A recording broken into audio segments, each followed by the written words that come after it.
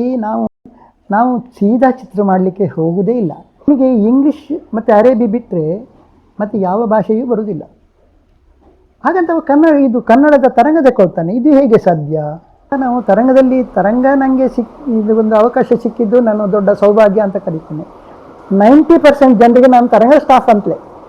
ಪುರಾಣ ಸಂಬಂಧಿತ ಚಿತ್ರ, ಯಾಕೆಂದ್ರೆ ಪುರಾಣಕ್ಕೆ ಸಂಬಂಧಪಟ್ಟ ಹಾಗೆ ಎಷ್ಟೋ ರಾಶಿ ಶ್ಲೋಕಗಳಿವೆ. ಮಹಾಭಾರತ ರಾಮಾಯಣ ತಗೊಂಡ್ರೆ ಎಷ್ಟೋ ಶ್ಲೋಕಗಳಲ್ಲಿ ಬೇರೆ ಬೇರೆ ಬೇರೆ ಬೇರೆ ರೀತಿಯಲ್ಲಿ ವರ್ಣನೆಗಳಿರ್ತದೆ ಒಂದು ಪಾತ್ರದ ಬಗ್ಗೆ. ಯಾಕೆಂದ್ರೆ ಸೀತೆಯನ್ನು ವರ್ಣನೆ ಮಾಡ್ತಾರೆ, ಹನುಮಂತ ಹೇಗೆ ಅಂತ ವರ್ಣನೆ ಮಾಡ್ತಾರೆ, ಇಲ್ಲ ದ್ರೌಪದಿ ಹೇಗೆ ಅಂತ ವರ್ಣನೆ, ಕುಂತಿ ಹೇಗೆ ಅಂತ ವರ್ಣನೆ ಮಾಡ್ತಾರೆ.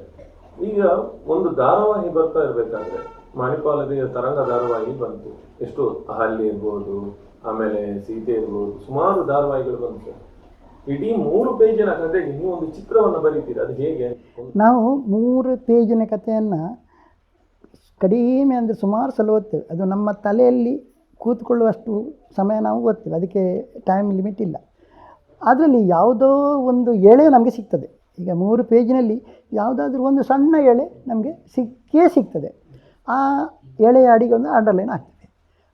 ನಮ್ಮ ಚಿತ್ರ ಅದೇ, ಆ ಸಂದರ್ಭವೇ. ಇದರಲ್ಲಿ ನಾವು ಸೀದಾ ಚಿತ್ರ ಮಾಡಲಿಕ್ಕೆ ಹೋಗುವುದೇ ಇಲ್ಲ. ಅಂದರೆ ಈ ಪೇಪರ್ 1000 ನಮೂನೆಯ ಜನ ಓದ್ತಾರೆ. ಆಸಕ್ತಿ ಇದ್ದು ಓದ್ತಾರೆ, ಆಸಕ್ತಿ ಇಲ್ಲದೇ ಇದ್ದವರು ಓದ್ತಾರೆ. ಆಮೇಲೆ ಕೆಲವರು ಚಿತ್ರ ನೋಡಿ ಓದ್ತಾರೆ, ಹೀಗೆಲ್ಲ ಬರ್ತದೆ. ನಾವೇನು ಮಾಡುವಂಥದ್ದು ಅಂದರೆ, ಈ ಚಿತ್ರಕ್ಕೆ ಬರುವಾಗ ಸಾಮಾನ್ಯವಾಗಿ ರಮ್ಯ ಸನ್ನಿವೇಶವನ್ನು ನಾವು ಕ್ಯಾಚ್ ಮಾಡ್ತೇವೆ. ರಮ್ಯ ಸನ್ನಿವೇಶ ಹೆಚ್ಚಿನವರೇ ಅದನ್ನು ಲೈಕ್ ಮಾಡ್ತಾರೆ.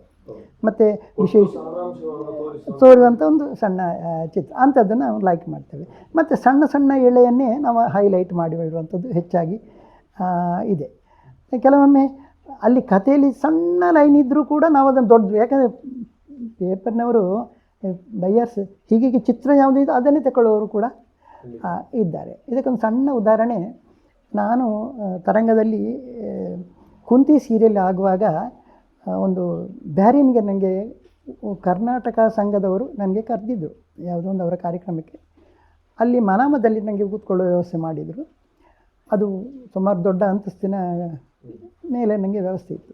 ಕೆಳಗೆ ಆ ಮನಾಮ ಲಾಡ್ಜಿಂಗಿನ ಕೆಳಗೆ ಒಂದು ಬುಕ್ ಸ್ಟಾಲ್ ಇತ್ತು. ಅದರಲ್ಲಿ ಜಗತ್ತಿನ ಎಲ್ಲ ಮ್ಯಾಗ್ಝಿನ್ ಪೇಪರ್ ಎಲ್ಲ ಇತ್ತು. ಅದರಲ್ಲಿ ತರಂಗ ಕೂಡ ಇತ್ತು. ಯಾರೋ ಒಬ್ಬ ಕನ್ನಡಿಗ ನನ್ನನ್ನು ಬಂದು ಪರಿಚಯ ಮಾಡಿಕೊಂಡು, ಇಲ್ಲಿ ಒಬ್ಬ ಇದ್ದಾನೆ, ಒಳ್ಳೆ ಆರ್ಟಿಸ್ಟು, ನಿಮ್ಮನ್ನು ತುಂಬ ಮೆಚ್ಚುವವ, ನಿಮ್ಮ ತರಂಗ ಎಲ್ಲ ಅವ ತೆಕ್ಕೊಳ್ತಾನೆ ಅಂತ ಹೇಳಿದ್ರು. ನೋಡಿ ಪರಿಚಯ ಮಾಡಿಸ್ತೇನೆ ಅಂತ ಕರ್ಕೊಂಡು ಹೋದರು.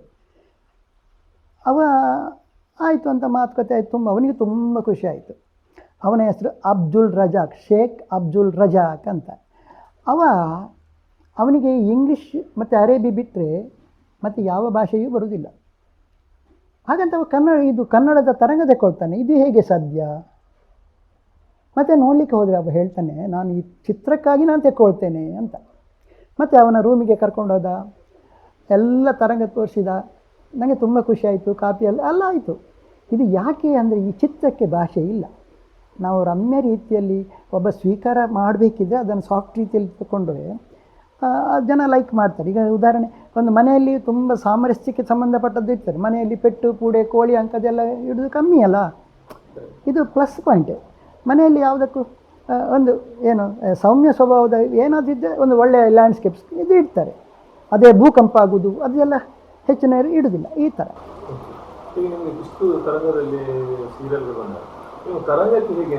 ಹಾಂ, ಅದು ಒಂದು ಕತೆ. ಒಂದು ದಿನ ತಿಲಕ್ನಾಥ್ ಮಂಜೇಶ್ವರ್ ಇಲ್ಲಿ ಬಂದಿದ್ದರು ಸಂಪಾದಕರೇ. ನನಗೆ ಅವರು ಗೊತ್ತೇ ಇಲ್ಲ. ನಾನು ಬನ್ನಿ ಅಂತ ಎಲ್ಲ ಮಾತುಕತೆ ಆಯಿತು. ಮತ್ತು ಅವರು ಮೇಡಮ್ ಕಳಿಸಿದ್ದು, ಸಂಧ್ಯಾ ಪೈ ಅವರು ನಿಮ್ಮನ್ನು ಕಳಿಸಿದ್ರು, ನೀವು ಒಂದು ಸಲ ಇದಕ್ಕೆ ಆಫೀಸಿಗೆ ಬರಬೇಕಂತ. ಸರಿ ಅಂತ ಹೋದೆ. ಆಮೇಲೆ ಮೇಡಮ್ ತುಂಬ ಹೊತ್ತು ಮಾತಾಡಿದರು. ಆಮೇಲೆ ನಮಗೆ ತುಂಬ ಸಲಿಗೆ ಆಯಿತು. ಮತ್ತು ಒಂದಷ್ಟು ಕತೆ ಅದು ಫಸ್ಟ್ ಮೊದಲ ರಾತ್ರಿ ಸ್ಟಾರ್ಟ್ ಆದವು. ಮೊದಲ ರಾತ್ರಿ ಕವರ್ ಪೇಜ್ ಕೂಡ ನಾವೇ ಮಾಡಿದ್ದು. ಅಲ್ಲಿಂದ ನಾವು ಅದರಲ್ಲಿ ಕೂಡ ನಾವು ತರಂಗ ನನಗೆ ಇದು ಒಂದು ಅವಕಾಶ ಸಿಕ್ಕಿದ್ದು ನಾನು ದೊಡ್ಡ ಸೌಭಾಗ್ಯ ಅಂತ ಕರೀತೇನೆ.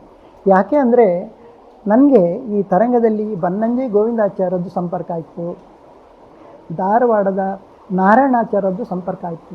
ಎಲ್ಲಿಯವರೆಗೆ ಅಂತಾರೆ, ಧಾರವಾಡದ ನಾರಾಯಣ ಹೌದೌದೌದು ಕೃಷ್ಣಾವತಾರ ಮಾಡುವಾಗ ಅವರು ಮಂಗಳೂರಿಗೆ ಬಂದಾಗ ನನ್ನನ್ನು ಈ ಮಂಗಳೂರಿಗೆ ಕರೆಸಿ ತುಂಬ ಹೊತ್ತು ಮಾತಾಡಿದರು. ಅವರು ಕೊನೆಗೆ ಅವರು ನಾವು ತುಂಬ ಸಿಂಪಲ್ ಇದ್ದದ್ದು ಅವರು ಮೊದಲು ನಂಬಲೇ ಇಲ್ಲ. ಮತ್ತು ನಾನು ಕಥೆಯ ವಿಷಯ ಎಲ್ಲ ತುಂಬ ಖುಷಿಯಾಯಿತು. ಈವನ್ ನನಗೆ ಈ ಪೌರಾಣಿಕದಲ್ಲಿ ಏನಾದರೂ ಒಂದು ಸಮಸ್ಯೆ ಬಂದರೆ ನಾನು ಬನ್ನಂಜೆ ಅವರನ್ನು ಭೇಟಿ ಆಗ್ತಿದ್ದೆ. ಅವರು ಸಂಪಾದಕರಲ್ವಾ, ಸರಿ ಹೀಗೆ ಒಂದು ನನಗೆ ಸಮಸ್ಯೆ ಉಂಟು, ನನಗೆ ಕೂಡಲೇ 5 ನಿಮಿಷದಲ್ಲಿ ಸಾಲ್ವ್ ಮಾಡಿಬಿಡ್ತಾ ಇದ್ದೆ. ಬನ್ನಂಜೆ ಗೋವಿಂದಾಚಾರ್ಯ ದೊಡ್ಡ ಮನುಷ್ಯ, ಆದರೆ ನಮ್ಮ ಹತ್ರ ಸ್ವಲ್ಪ ತುಂಬ ಸಲಿಗೆಯಲ್ಲಿದ್ದರು. ಅವ್ರು ಕೂತ್ಕೊಳ್ಳೋ ಸ್ಟೈಲೇ ಒಂದು ನಮಗೆ ವಿಚಿತ್ರ, ಕಾರಣದ ಮೇಲೆ ಹಾಕಿ ಒಂದು ಈ ಥರ ಇದ್ದರು. ಆಯಿತಲ್ಲ, ಇದು ಪರೋಕ್ಷವಾಗಿಯೋ ಏನೋ ಗೊತ್ತಿಲ್ಲ, ಇದು ನಾನು ಮಾಡಿದ್ದಲ್ಲ. ನಮ್ಮ ಹಿರಿಯರು ನನಗೆ ಏನೋ ಒಂದು ನಮ್ಮ ಹಿರಿಯರು ನಿಜವಾಗಿ ನನಗೆ ದೊಡ್ಡ ಖುಷಿ ಆಗುತ್ತೆ. ಹಾಗೆ ಜನ ಮೆಚ್ಚಿದ್ದೆ ನಿಮ್ಮನ್ನ. ಬಹುಶಃ PM ಆಚಾರ್ಯರು ಅನ್ನೋದು ಎಲ್ಲರ ಹತ್ರ ಮನಸ್ಸಿನಲ್ಲಿ ಅಚ್ಚೊಳೆದು ನಿಂತದ್ದು ಈ ಧಾರಾವಾಹಿಗಳ ಚಿತ್ರಗಳ ಮೂಲಕ. ಖಂಡಿತ ಈ ಬಗ್ಗೆ ನಿಮಗೆ ಅನೇಕ ವಾರದ ಪ್ರಶಂಸೆಗಳು ಬಂದಿರ್ಬೋದು ಅಂತ. ಖಂಡಿತ ಎಷ್ಟೋ ಸಲ ನನಗೆ, ನಾನು ಆ ಸಮಯದಲ್ಲಿ ನಾನು ಮಣಿಪಾಲ ಯೂನಿವರ್ಸಿಟಿಯಲ್ಲಿ KMCಯಲ್ಲಿ ನಾನು ಕೆಲಸ ಮಾಡ್ತಾಯಿದ್ದೆ. 90% ಜನರಿಗೆ ನಾನು ತರಂಗ ಸ್ಟಾಫ್ ಅಂತಲೇ ಇಲ್ಲ ಸುಭಾಷಣೆ ಇರ್ಬೋದು ಅಥವಾ ಒಂದು ತಾವು ಮೆಚ್ಚಿದ್ದೇವೆ ಈ ಚಿತ್ರ ಅಂತ ಇದ್ದರೆ ಎಲ್ಲ ಲೆಟ್ರ್ ತರಂಗಕ್ಕೆ ಹೋಗ್ತಾಯಿತ್ತು, ಅಲ್ಲಿಂದ ನನಗೆ ಬರ್ತಾಯಿತ್ತು, ಹೀಗೆ ಆಗ್ತಾಯಿತ್ತು ಅಷ್ಟೇ. ಸರ್, ಇದು ನಿಮ್ಮ ಒಂದು ಭಾಗ. ಈಗ ಮುಂದಿನ ಭಾಗದಲ್ಲಿ ಬರೋದಾದರೆ ಅಮೇರಿಕದ ಯೂನಿವರ್ಸಿಟಿಗೆ ನೀವು ಆಯ್ಕೆ ಆಗ್ತೀರಿ. ಇದು ಹೇಗೆ ಸರ್ ಪ್ರೊಸೆಸ್ ಆದಾಗ? ನನ್ನ ಬದುಕಿನಲ್ಲಿ ಪ್ರತಿಯೊಂದು ಆದ ಕಥೆಯೂ ಕೂಡ ನನಗೆ ಎಣಿಸದೇ ಆದ್ದು. ಅಂತ ಅಮೇರಿಕಾದಲ್ಲಿ ಅಂತ ನಾನು ಹೇಳಿದೆ, ನನಗೆ ಅಮೇರಿಕಾದಲ್ಲಿ ಯಾರೂ ಇಲ್ಲ ಮಾರೈತೆ ಫೋನು ಅಂತ ಕರ್ಕೊಂಡೋಗಿ ನನ್ನ ಲಾ ಸೆಕ್ಷನ್ಗೆ ಕರ್ಕೊಂಡೋಗಿ. ನೋಡಿ, ಇದೆಲ್ಲ ಟಫ್ ಯೂನಿವರ್ಸಿಟಿದು ಸೆಕ್ಷನ್ ನೋಡಿ, ಒಂದು ಹಾಲೇ ಅವ್ರದ್ದು, ಒಂದು ರೂಮು ಹಾಲ್ ಫುಲ್ ಅವ್ರದ್ದುಂಟು. ಹೇಳಿದರು, ಇದು ನೀವು ಮಾಡಿದ ವರ್ಕ್ ಅಲ್ಲ,